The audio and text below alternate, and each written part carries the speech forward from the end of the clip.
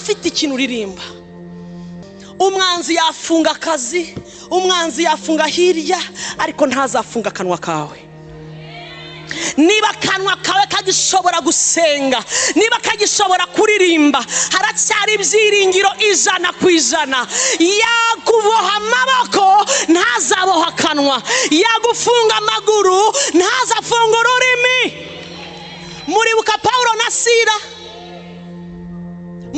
na Sila babafunze kandoyi, niba ari kandoyi bashyize amasima, abarinzi ku mpande, inzugi bafunze zigera iriya, abarinzi bararinze n'imbunda.